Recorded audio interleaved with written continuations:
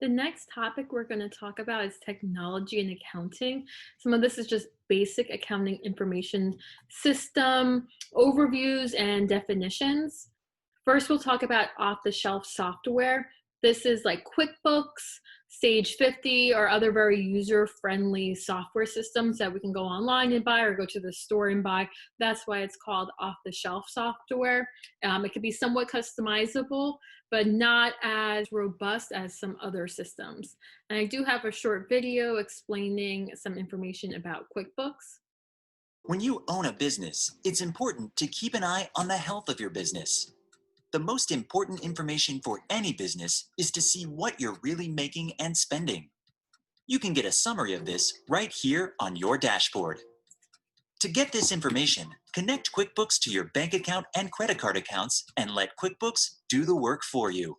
You'll eliminate tons of data entry, and your books will always be up to date and accurate. You may have already connected your bank and credit card accounts when you first signed up for QuickBooks, but if not, you can still do that here. Once you're connected, QuickBooks helps you categorize the previous month's transactions. The first transaction you see is an expense. If possible, QuickBooks fills in who you paid and what it was for. You can change this information if you need to. In this case, office supplies is correct, so add it to your books. This is where QuickBooks starts to help you out. It found other expenses that look like the one you just added and has assigned them all the same category.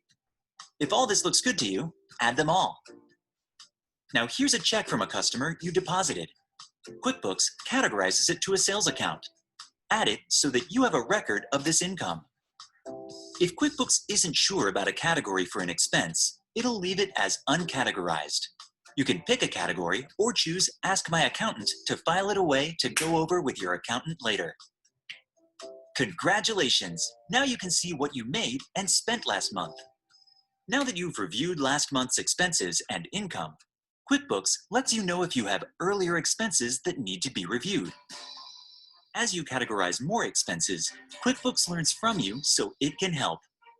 A transaction in green means QuickBooks recognizes that you categorized a similar transaction in the past, so it automatically assigns the same category for you. If you see a category in black, that's QuickBooks' best guess for how to categorize this transaction. If it's a wrong guess, just change the category and QuickBooks learns for next time. Some basic terminology that will be discussed next. First, we have computer networks. These are links among computers giving different users access to common databases and programs. This is very common. For instance, at the accounting firm, we have a computer network set up on the different computers in the office. If one user goes online and does something to one of our clients' accounts, I can then open it and see it.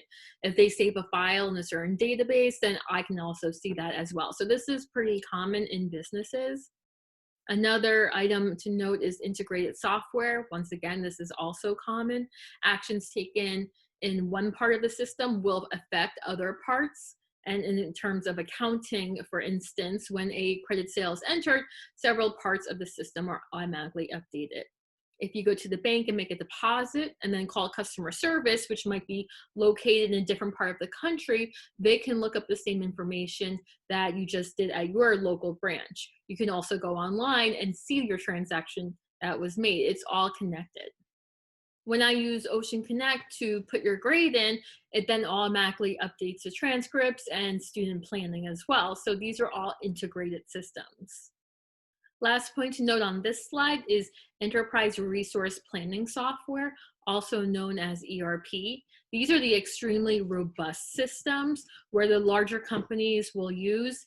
It is a combination of kind of everything we just talked about. It's integrated, there's computer network set up, and it means that, you know, when you do a sale somewhere, it affects all these other systems, payroll, human resources, the receivables and payables, just everything gets updated at the same time. It's a massive computer network, a massive integrated software.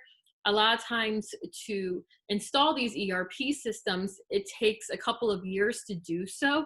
Also, it can cost millions of dollars for companies as well. So these are very expensive. If you open your own little business, this is something you probably would not be getting anytime soon. The last point we're going to talk about is cloud computing, because this is still relatively new. A lot of programs and systems are still coming out with new cloud computing type of programs and systems for us to use. For instance, at work, we use a program called Lacert for doing taxes, and it is installed on the computer. Now, the same company has also made the same version of it. It's called Intuit Pro Connect, which is like the same thing, but instead of being downloaded to desktop, it uses the cloud. So we can access it on the cloud. I can log in from any computer and I can access the client files that I have. Okay, so cloud computing is the delivery of computing as a service rather than a product. It uses applications via the web instead of installing them on one's own computer. Kind of like what I was just saying, like you can use it on your cell phone, your laptop, computer, tablet. For instance, using Canvas and using Connect, that would all be part of the cloud. You can use any computer. You do not have to install the program. Like I was saying, QuickBooks is also they also just came out with an online version. It used to be where you had to download QuickBooks on your computer and you can only use it on that computer. Now you can use QuickBooks online and I can go on any computer, I can use my phone and I can access all the same information. And I'm sure a lot of you have things on the cloud as well. You can back up your pictures and videos using the cloud. I'm sure most of you use YouTube or Facebook, all of that's using the cloud.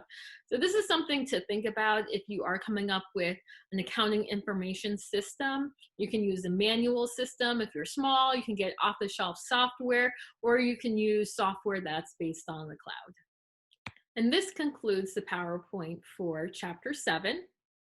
As a reminder, please make sure you have classwork Chapter 7 completed and upload it to give you credit for the attendance of today. Thank you very much. If you have any questions about the information here, the topics, anything involving this chapter, please send me a message or just write it at the bottom of your classwork and then I'll send you a response back.